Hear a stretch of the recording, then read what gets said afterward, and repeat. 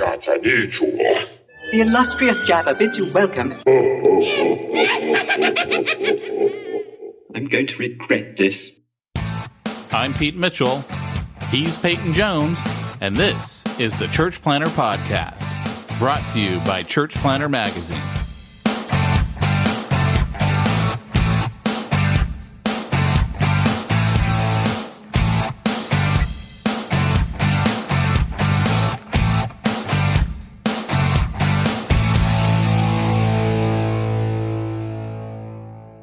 Hey, Church Planter, this is Pete Mitchell. And this is Peyton Jones. And you're here. You've tuned in once again to the Church Planter Podcast. Welcome. You sounded tired when you did, like...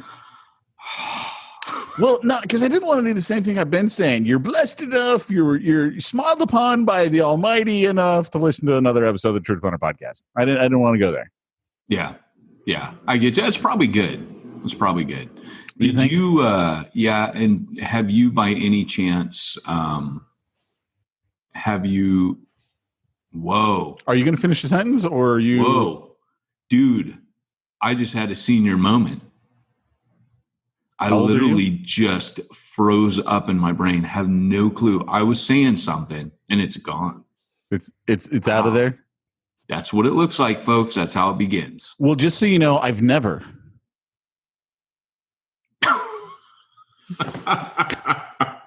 Because you were asking me, have you ever, and then you had your senior moment, so I just thought I'd answer. I've never. That was an appropriate response to that. Okay. So what's been up, man? What have you been up to lately? Well, a couple things. Wait. Today's the last day I'm touching my book. Okay, now can we move on to something else other than your book? Yeah, so I'm touching my book today, the very last time. It actually has to be final edits, everything turned in today, so that'll happen. But Pete's really bored of that subject. So, what if I mention? Actually, I just like making fun of you about it. What if I mention you this time, which I haven't? First of all, I know I'm not even going to be brought up in like the acknowledgments or, thanks to Pete for helping me shape my intimate opinions on church planning.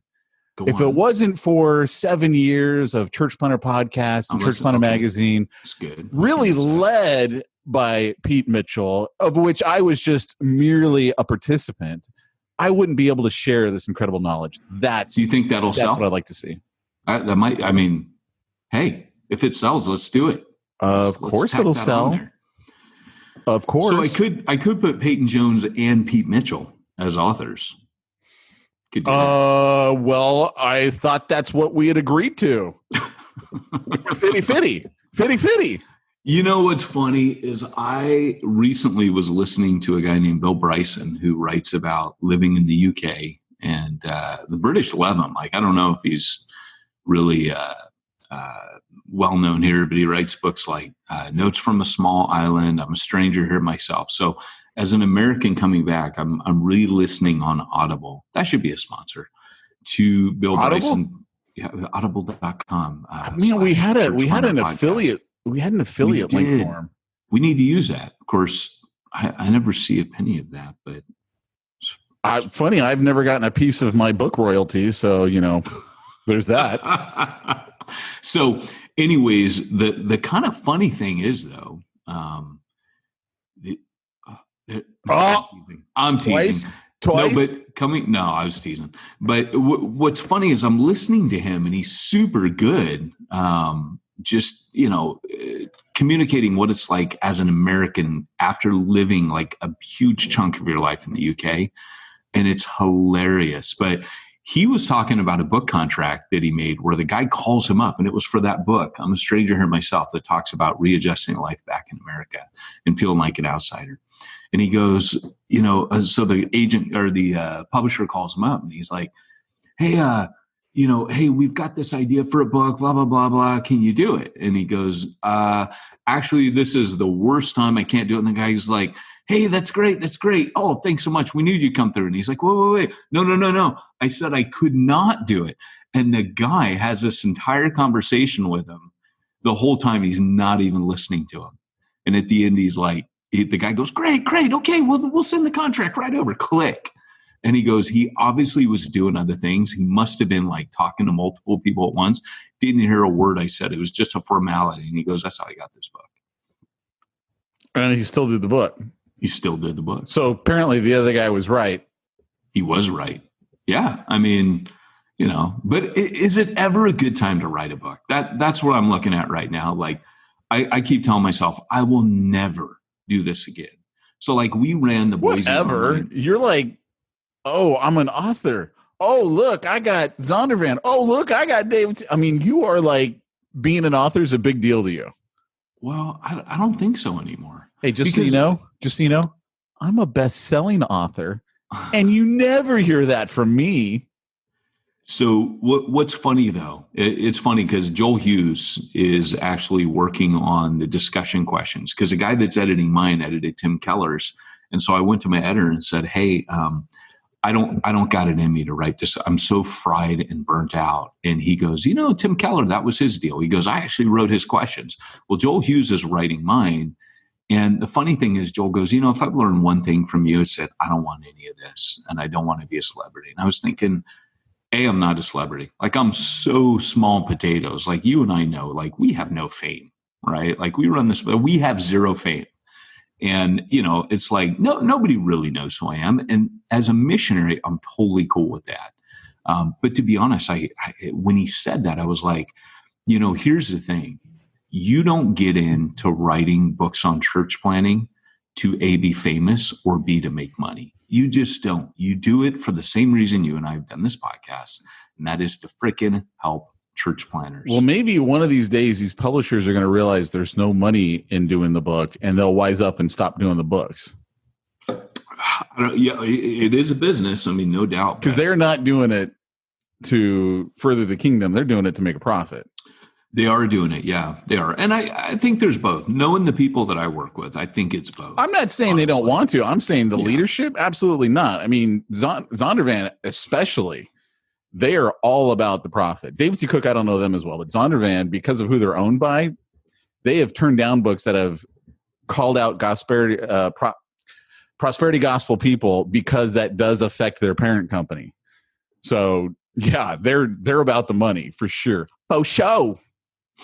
Yeah, it's hard, and the Christian publishing world in general is difficult because, as you mentioned, there are books that need to get out there, and they're maybe so paradigm shifting that they won't sell, and so they don't. So that's what's good about self-publishing, to be honest, because like for me, I had a book on sequential church planning, which really I thought was going to make it into this book. And the more I worked on, the more I'm like, no, this isn't the place for that. Like, this is a church planning book. There is sequential planning in it. But I have a whole nother manuscript that will most likely I'll publish it with Alan Hirsch. He's got a kind of like a little mini publishing company. But to me, that's a big deal, But other than that, man, I'm building my house. Not a lot going on. Throwing online conferences with Exponential. And how are those going? Not a lot. Amazing. Yeah. Amazing. And I got to say, like Exponential, they can innovate things very quickly. I was a little shocked when I came on because things were moving so fast with COVID-19. Like they pivoted, dude, fast. And right now they're throwing these online conferences. Excuse me, which how like we do it free or do they cost? So they cost, but they're getting ready to make this thing called the Hub, which is like an online community free. It's free access. And you literally, Pete, like it'll be limited to first come, first serve, but you'll literally get live interactive coaching, like with Jeff Vanderstelt or with, all these guys that you would have to pay top dollar for. And they're starting to do that. That's my project. I actually run the Hub. So it's it's never going to happen. I got you. It's already happening. Like not if you're running it. Not if you're running it. You got no Pete. It'll never happen. It'll live in this. Happen. It'll live in this area of hey, I can get other Pete's. Oh, Pete's a dime a dozen. There's a dime a dozen of Pete's. There's a million of you.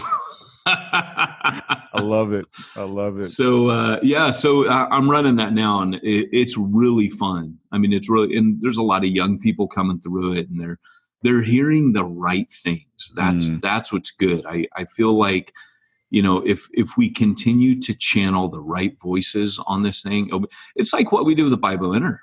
I mean, just where people came in. For those of you who don't know, Bible Inner Circle, Pete was training you to start business and be a consultant. And I don't think I was doing much of anything, but I know some of my training, Jump School was on there.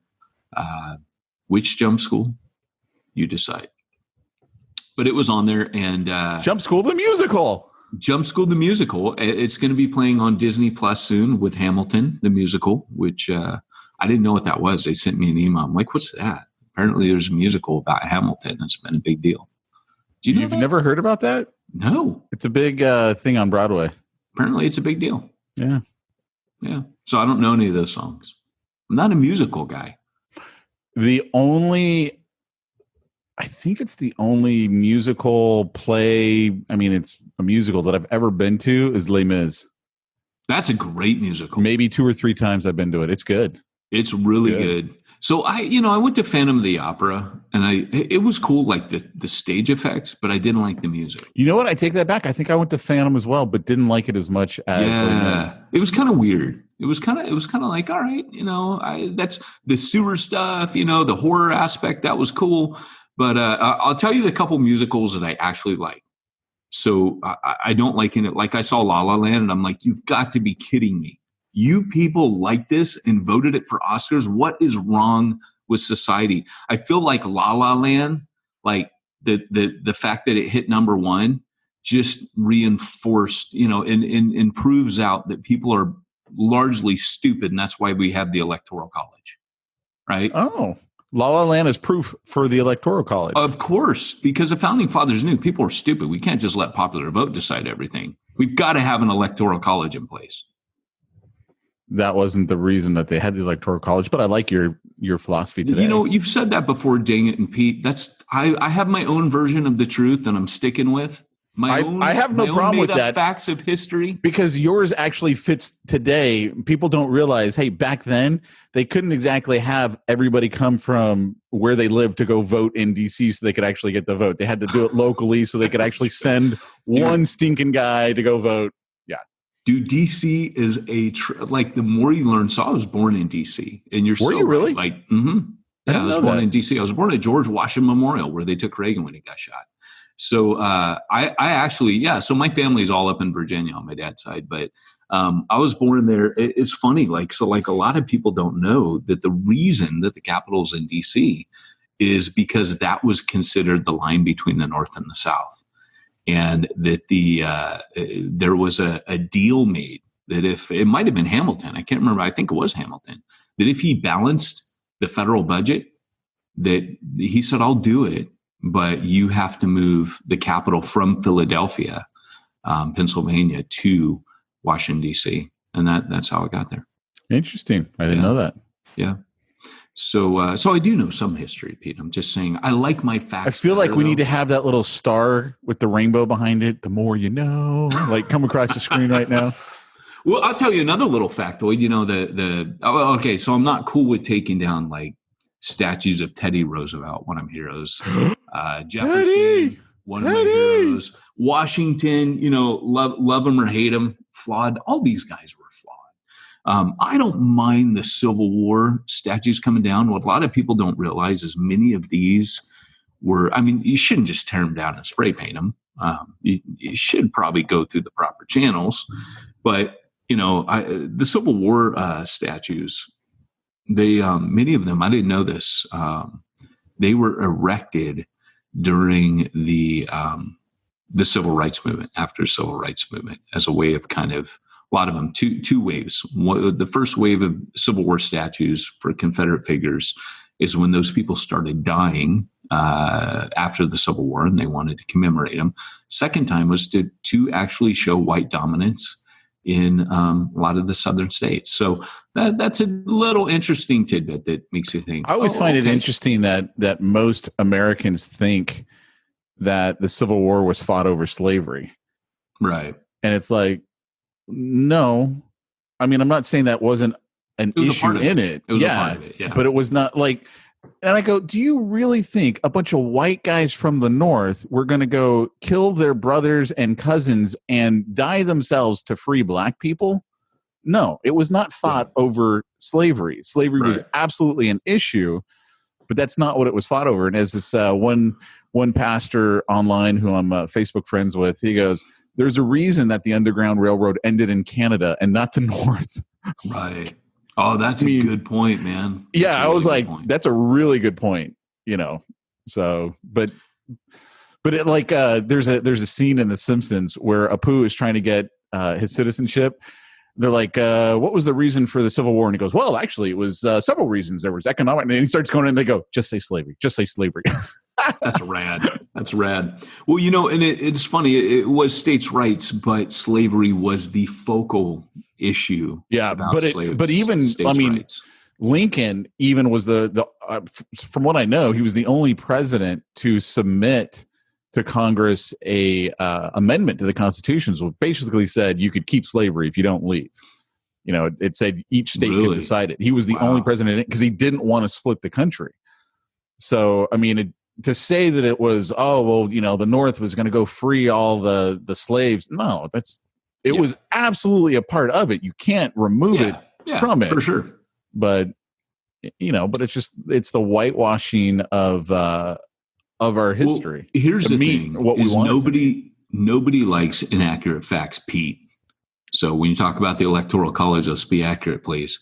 But nobody likes to be told something that's not true. So with a lot of the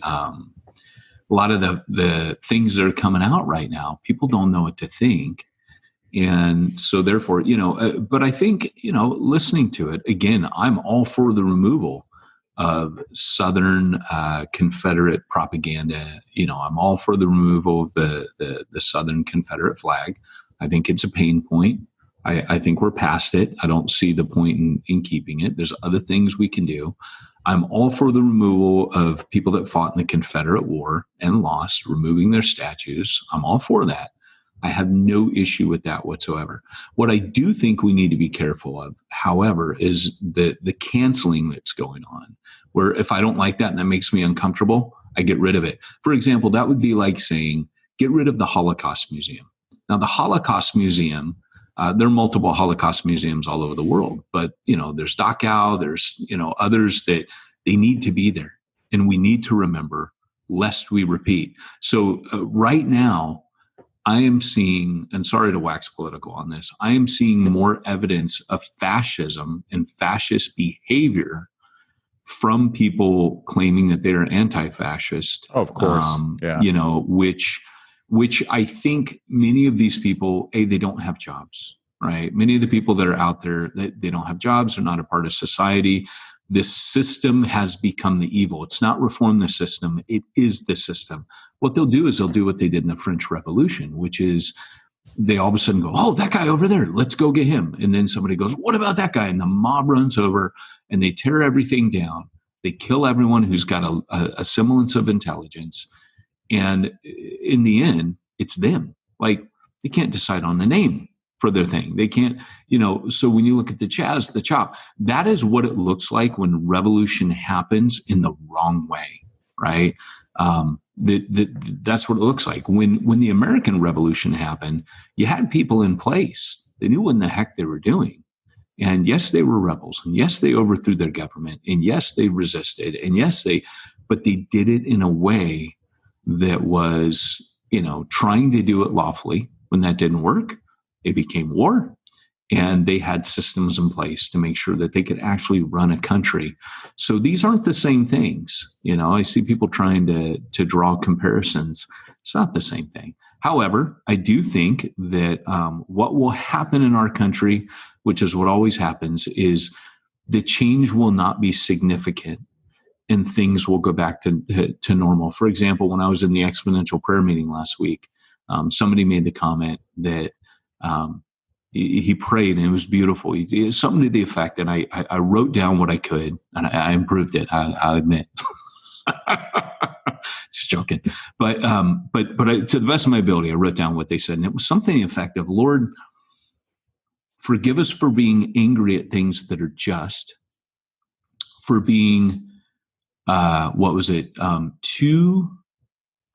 on, let me look it. I wrote it down right here. For being, where'd it go? I'm not meant to have it. I lost it. Okay, that's great. Thanks, Peyton.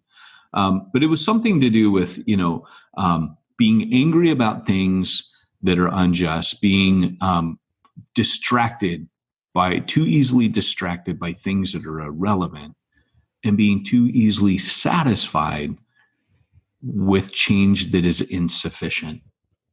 And I thought, man, that's how it is. That's what we do, is we will have this hoopla.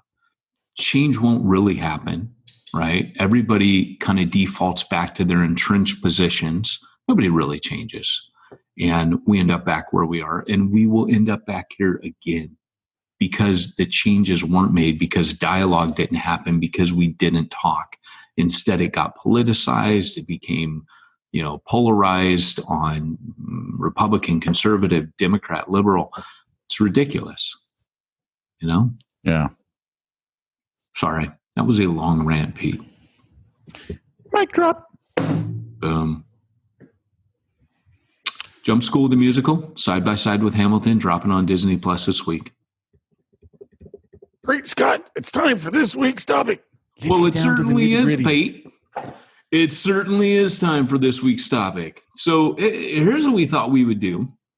We thought, and we try not to do that too often because that gets us in trouble, but we thought, wouldn't it be great if we actually got back to talking about church planning?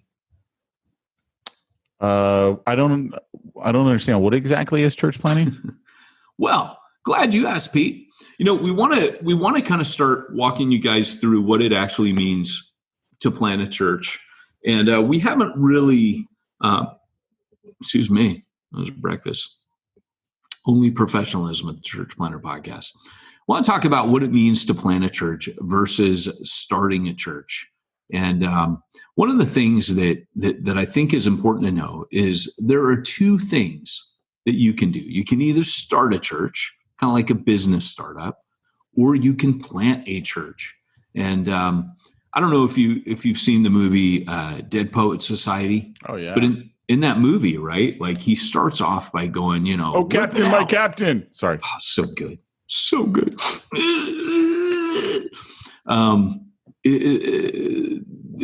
Mr. Keating starts off the first day. He's like, read this book. And they read this introduction by Dr. Evans J. Pritchard. And it talks about how you can map out a poem's excellence by its meter and its quality of verbiage.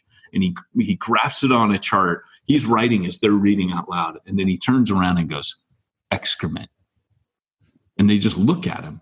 And he's like, that is absolute excrement. And he starts lecturing, like he kind of goes off on this rant. And he tells them, it's funny. It's Robin Williams, as only Robin Williams can do. But he's like, you can't rate a poem like, oh, I like Byron, but, I don't know if I can, he carries a good tune, but I don't know if I can dance to it.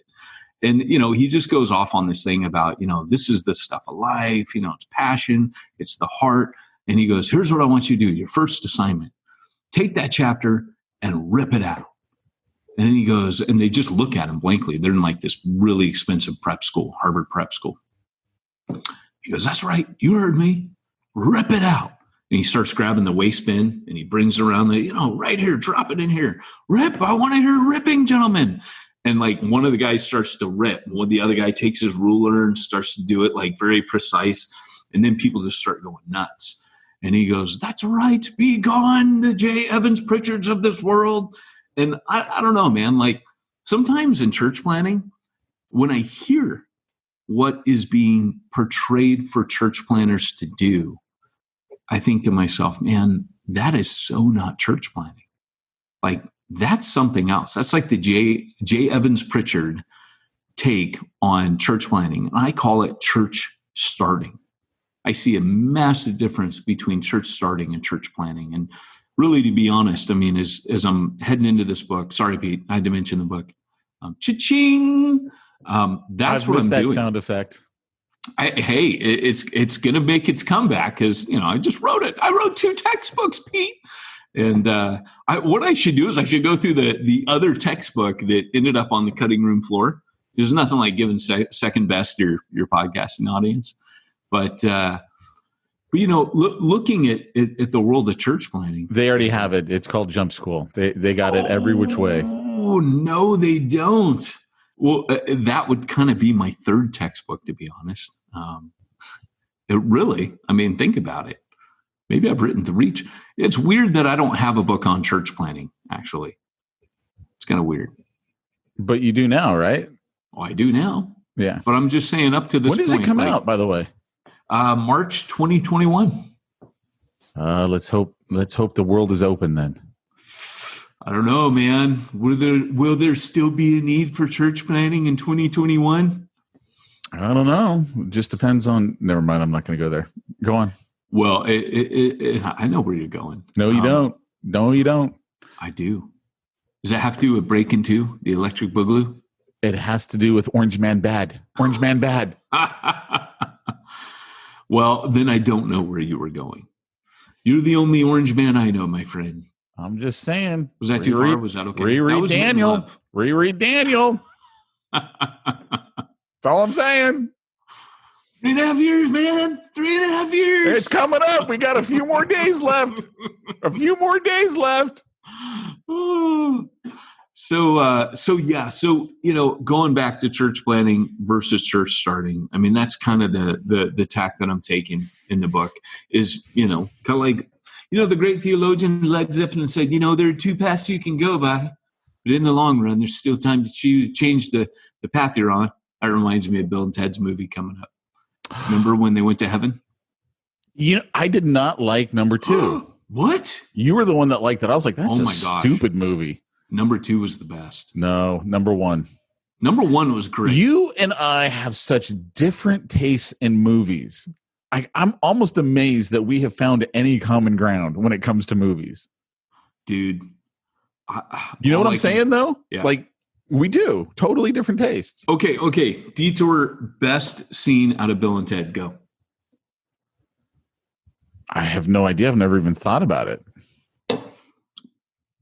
Bill and Ted's bogus journey when they're dead. Number 2. If you guys Google this, I forgot all about this scene until I saw it the other day. When they possess their dads, or Ted goes and possesses his dad. His dad's a police chief. And he's given the debrief to all the police. I know we're not supposed to talk about police, but he goes, dude, get your dad to help us. So he goes inside of his dad, and it shows him going into his ear, and he goes, whoa. He's like, dudes, we got to go help the princesses. And he just, the actor who does this does the best Keanu Reeves as Ted Preston ever. It's amazing. I'll take your word for it. And then Bill Esquire goes, he goes and gets inside of the other dude, and he goes, I totally believe you, dude. You got to see it, man. It's so good. I'll Google it. Yeah, that was a total detour. Back to church planning. Yeah, see, we haven't done this in a while. We're a little rusty on the old. But here's the things that you do, right? So we're actually in a place right now where we have, as a society, this whole idea that sorry, my electrician's knocking on my door as we speak. So like he wants to say something to you, or he's working. Does. Yeah. So I'm sorry. I got to tell him I totally can't talk right now, dude. I'm doing a podcast. Pete, say something intelligent. Alrighty then. Was that Elmo's World? That was Elmo's World. I don't know. Is that what it is? Yeah. That's Where's Tyrone when you need him for a sound effect, huh? I know, that right? dude can totally bust out Elmo.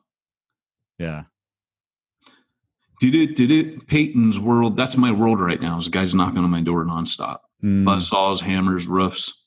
So back to church planting, Paul did say, I laid a foundation like a wise and master builder. How was that for a segue? But, here's the thing. When Paul laid his foundation like a wise and master builder, he's telling you that literally you can plan a church in the wrong way. If there's a wise way to do it, then there's a totally foolish way to do it. And even Jesus said, nobody builds unless he makes sure he's got the goods to finish the job. So like I'm on a building project now, and there's a lot of people that go into church planning and they think, it's like they wake up one day, decide, you know what, kind of like Nacho Libre. I saw a luchador in the square today, and people were shouting his name and giving him goodies. I think I would like that kind of respect. And they run out to plan a church. Now, we'll talk about calling, whether or not you're called. And working on this book has completely wrecked my entire view of what it means to be called to ministry. I always had a little bit of an offbeat view anyways, and we've talked about that on previous podcasts. So we're going to kind of every week unpack what it means. But first we got to get it right what it is, because if there's a wise way to plan a church, there's a foolish way. And it's very foolish to just wake up one day and go, that seems like a good idea, because you're putting your family on the line. You're putting your security on you're going to get chewed up and spit out. And the number of church planners that weren't church planners, that never should have been church planning, never should have been anywhere near leading a church plant. The statistics are bad. 70% of them fail. That's a challenged statistic. Ed Stetzer for years has challenged that. But I've been on the inside of big organizations, and I would say that's probably a low number. I was in the North American Mission Board. I saw the figures. I saw the data. And I'm telling you, if Ed argues that 70 is not correct, based on Lifeway's research, let me tell you a little bit about research. Church planning research on the figures, all I could go on was... Did he say 70 was low or high? He said it was high and it was false. And no disrespect to Ed, but the problem is, if, for example, in 2014, Lifeway, who Ed was with, they concluded that 4,000 new churches opened their doors in 2014. And they said, well, that outpaces the 3,700 that have closed. And that was based on input from 34 denominations. The problem is think about that. If I have a Baptist or someone from NAM, I have another, maybe Reformed Church of America, PCA. These are all churches, AOG, you name it. There's a million, Free Methodist, Nazarene. I've got all the, 34 denominations. I would imagine they were the mainline ones. I've got Vineyard. Do you know that most church planners, they have multiple denominations that they join at one time? And we've talked about this, that the figures cannot be trusted. Almost every church planner I know who has partnerships has multiple partnerships. So those 34 denominations might have been literally reporting the same planners. Because planners are kind of like NASCAR racers. They've got all these stickers on their church plant, like this one sponsors me and this one sponsors me and that one sponsors me. So to me, just seeing it where I'm at, all of those church plants, when you say which church closed, you could easily say, well, you got the same, but the problem is at that time in 2014, record numbers of church planners were heading out, and people don't always report that their church plant has closed. That's not the fun number. That's not the number that we collect or report. The number that we report is the ones that we're planting, because that generates the money, right? That generates the dollars. When denominations and networks aren't keen, in fact, they don't. You ask them for those figures sometimes, see what happens. Hey, what percentage of our church plants close? You won't get that number. I guarantee it. They will not share it with you, because that hurts the cause. And I'm not trying to rip on denominations, but what I'm saying is for years, Pete, you and I have been doing this podcast, and I'm jealous for church planners because as a missionary myself on the field for 12 years, being out there, putting my family on the line, being poor, like the other night, I was working because I work early morning and late night on the book. Let me tell you, Exponential is a full-time job, right? Like, it's been even hard for me to find time for this podcast at different times. But the other night I was working on a chapter where I was contrasting the way we train. And basically it was, our guys, the leaders that we train today are really well-versed at public speaking, in a relatable kind of happy-go-lucky way. Nothing offensive, nothing challenging, but they're really good at that. They're good at fashion. They're good at discussing the finer points of theology with other ministers over pour-overs. They're really good at, but when Paul talks about what he and his coworkers went through, where he goes, we were naked, we were starving, we were locked up, we were beaten. Like, I only got to tell you, like, this from your dad, like as a church planner, I knew what it was to be hungry. I knew what it was not to have money for food at times. I know what it is to be beaten. When you go front line, it's tough, right? So when I come back and I've come back to the States and I look at how planners are being trained, like it's going to be a walk in the park, like it's all about that Sunday service, and I'm thinking you are literally setting these people up for failure. You're going to destroy their lives. And so I get angry.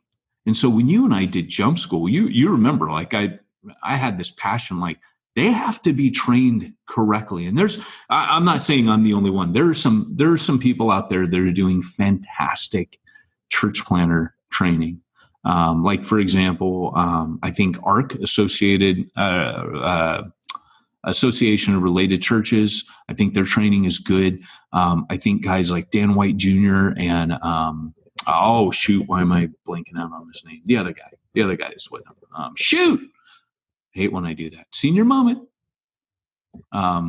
There's a few others. There was one, Caleb Kreider, and what's wrong with me, Pete? I have no idea. I don't. Who cares? Who cares? Okay, good. Yeah. So these guys are doing great training. You're right.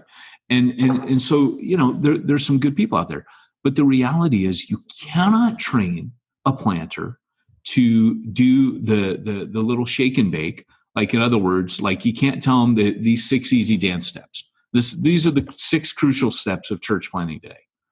Raise funds. And they're told you're going to need hundreds of thousands of dollars. And you and I have talked about the Millionaire Next Door and what that does. I mean, I don't know if you want to elaborate on that at all. I have no idea what you're talking about. Remember that book, The Millionaire Next? I never forgot. I totally remember the book, but I don't know what you mean in terms of this. So when you first brought that up, you were like, hey, Millionaire Next Door basically teaches you that your kids, you connected it with the fact that if somebody's just giving you a bunch of money, and there's nothing wrong with economic outpatient care is what they called it. Yeah. Go into that a little bit, because when you're only relying on funding and you're not working, go for it. Well, what they found is that when your parents or your grandparents leave wealth to the next generation, they called it economic outpatient care because it's money that you acquired without responsibility, without work. And therefore, it's the saying, easy come, easy go. And that's why the saying, the shirt sleeves in 3 generations. Like, one generation will make it, the next one squanders it, and then the next one's got to go out there and do it again because it's all gone by the time it gets to that 3rd generation. Vanderbilts are a really good example of that. They had a reunion. And when they had this reunion, they had all these, family members got together. There was not a millionaire among them. All of it had been wasted by the time it had gotten down to them. And so the same thing happens in anything in business. Government's a great example, right? I mean, that's money without accountability, without responsibility. They didn't have to go out and earn it. They literally just stole it from us. Get my little taxation as theft in. I get that.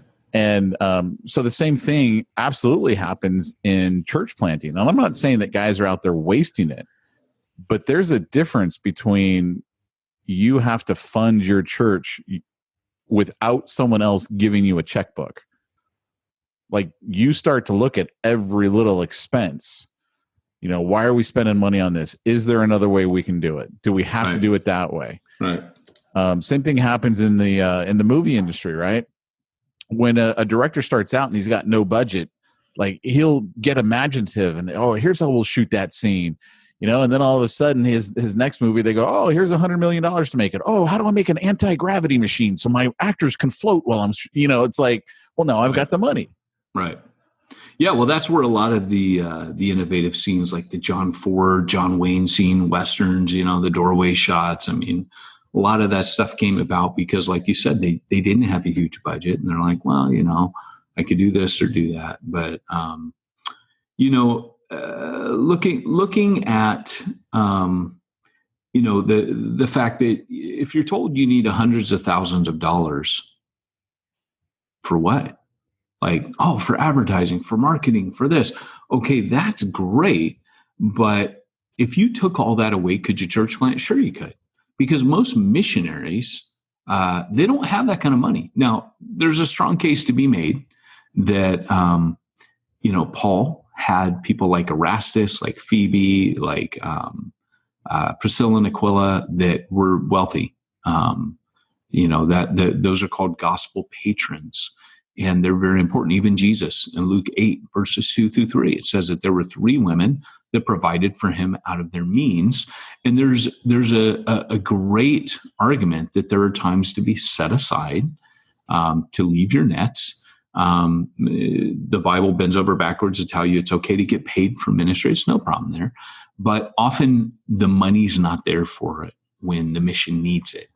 So when the mission requires, you go do what you got to do. And so one of the things that I think is going to be a revolution in church planning in the future is teaching denominations and mission boards and networks how to do it on the cheap, if not how to do it for free. Because that's how I always did. And there's no connection. In fact, the reason The Millionaire Next Door really resonated with me is I actually believe that the more money you pour into a church plant, the less lost it most likely will reach. And that is because the principles of church planning that we find in the New Testament can all be done for free, right? They don't cost anything. So when Paul sets himself aside, or Jesus sets himself aside, it's to focus on disciple making. Right? It's to focus on pouring into others. Now, you and I know that we've talked about this a million times, that Paul's people work with their hands. And so for our listeners, you guys are like, dude, we have like, we've taken a 101 class of this. So I'll move to the second part. So number one, raise funds, hundreds of thousands. Sorry, I got detracted. Recruit enough people to ensure critical mass, because again, you need a bunch of money and a bunch of people. And what we're trying to do is we're trying to mitigate failure. We're trying to eliminate the possibility that this won't work. Then what won't work? Throwing your church service? Because the metric we're using is, well, enough people didn't come, and here we go, here it comes, that they can't sustain a paycheck for the planner. That's what they're really thinking. They're not measuring like how many lost people, because they'll say that, oh no, we totally are, lost reach. But they measure it by look at all these people, and they're not the same. I don't care if you have a church of 50, but those 50 people were unbelievers versus a church of thousands and 20 people came to faith. You tell me which one's better, right? If your metric is lost people, then be honest, right? So raise funds, hundreds of thousands, recruit enough people to ensure critical mass. And that's so you can like catch this wave, and ride this wave to quote unquote success. Number 3, brainstorm a catchy church name, because branding is crucial in the church planning world nowadays. Nice logo. Gotta have a good logo. That's part 4. Design a sexy logo that, as you said back in the beginning, I would, hey, logo for whatever we do. Never for my church, funny enough. Like Refuge Long Beach, I remember we had a logo and everybody hated it and fought over it. It was one that looked like a stone skyscraper refuge, rock refuge. And people fought over it. Like it was important. And I said, I remember when it got changed, I was like, okay, you totally missed the mark of who you're trying to serve. You're not in Huntington Beach anymore. Right. It went to like this cool logo. I'm like, no, dude, this is Long Beach. So do you know what ghetto happened of with Long that? Beach? Yeah. The first logo that we had designed, it actually more matched what we. And completely did.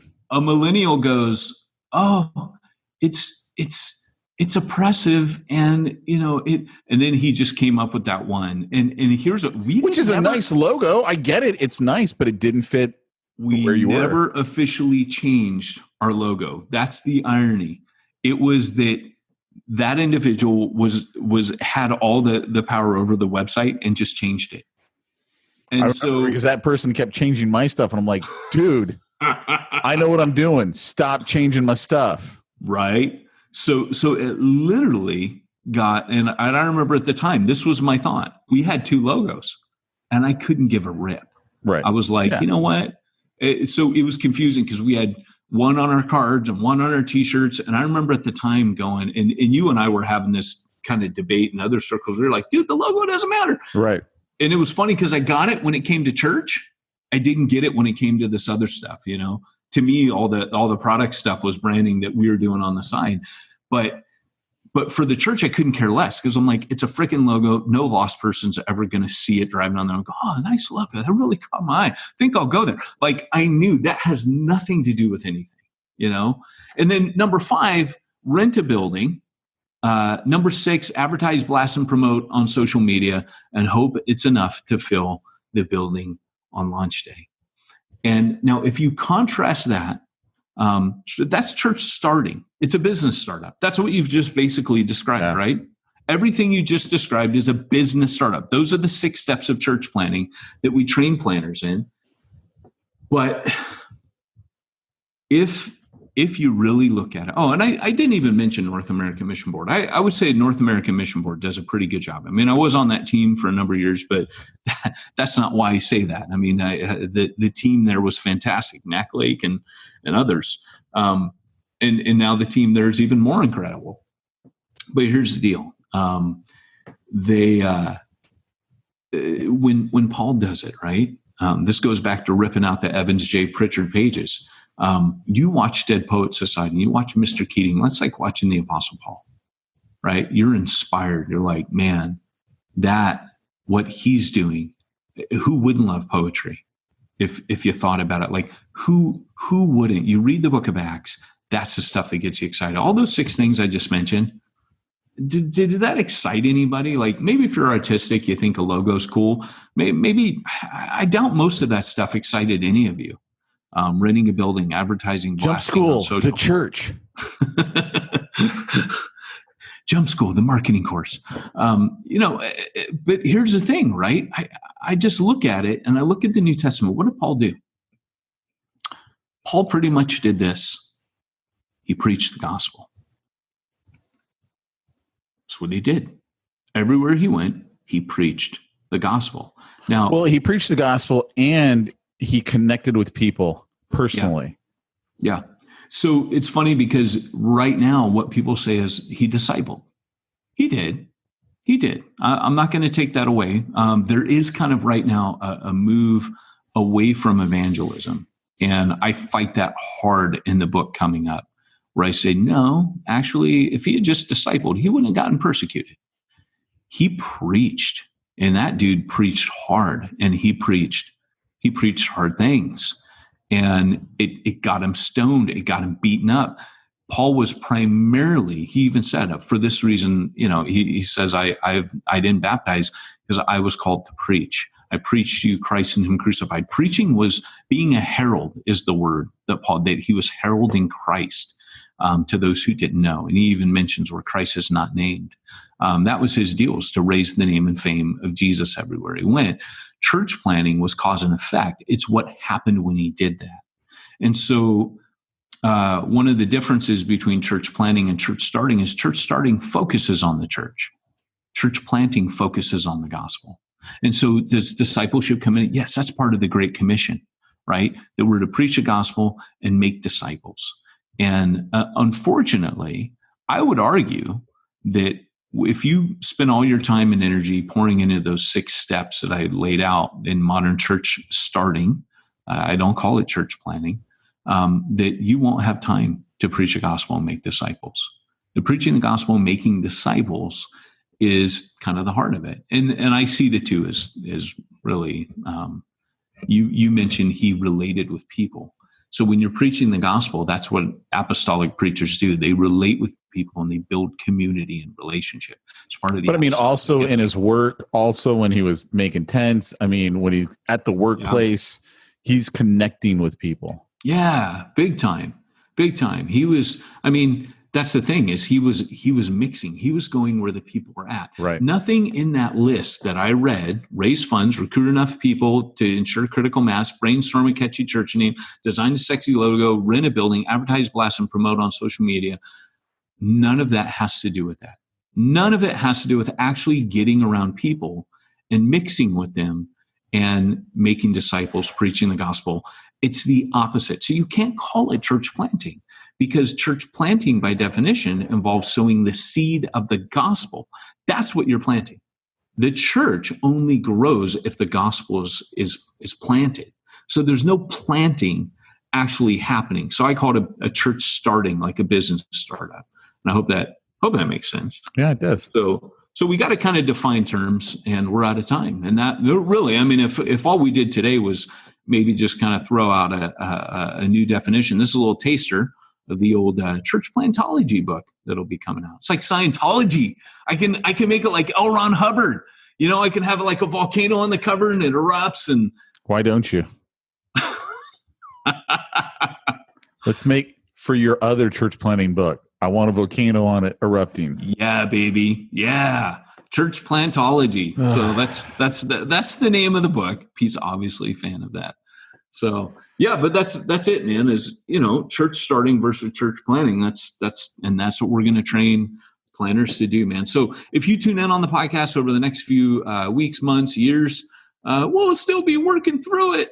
Just training you how to, no, we're not going to work through the textbook, but we decided it would be good to actually get back to telling you how to plant a church. We figured every few years we'll do that because, you know, I don't know about you, but just like in business, you're always learning. I'm always learning. I know that there's a lot I don't know the more I get. I think when I first started planning, I knew I didn't know everything, but now I really know. The more I learn than I thought. The more I learn, the more I realize how much I actually knew. Yeah. Or like Oscar Wilde said, right? Where he goes, I'm not young enough to know everything anymore. You know? So I like it. Well, let me ask you something while you're working on all this church planning stuff for the podcast. How do you do all your church finances? Well, I'm glad you asked, Pete, because a little thing that I've had up my sleeve, an ace in the hole, if you will, has been a little network or a little organization I like to call churchsimplify.com. Just joking. Simplifychurch.com. Oh, man, and we wonder why they haven't. Moments abound at AP. Why haven't they left us already? Wait, what's that you say? Simplifychurch.com? What? I heard Josh Henry? What? Josh Henry, he founded it. He was a church planner and he started it for church planners. And it's called simplifychurch.com. And they take care of all your business, financial needs, bookkeeping, all the stuff that you need, all of the nerdy stuff that you don't want to do that involves IRS and tax compliance and, you know, accountant type stuff. They do all that. They will even do a virtual assistant. And where do I find them? Simplifychurch.com, Pete. Okay, simplifychurch.com. Well, thanks, Peyton. I'll go check them out right now. You'll be glad you did. Tell them Pete and Peyton sent you. Yep. Tell them that. All right, guys. Well, thanks for joining us today. This has been Peyton Jones and Pete Mitchell reminding you, if you want to reach the ones nobody's reaching, you need to go where nobody's going and do what nobody's doing.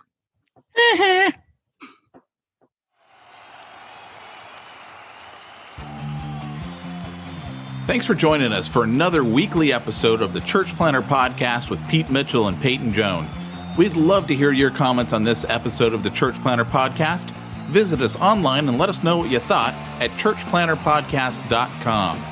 If you subscribe to us via iTunes and have enjoyed the podcast, leave us a positive review. The more positive reviews we receive in iTunes, the more iTunes will promote us to other church planners who would benefit from this show. This podcast is brought to you by the Church Planter Magazine, which is available in the iTunes newsstand or online via churchplantermagazine.com.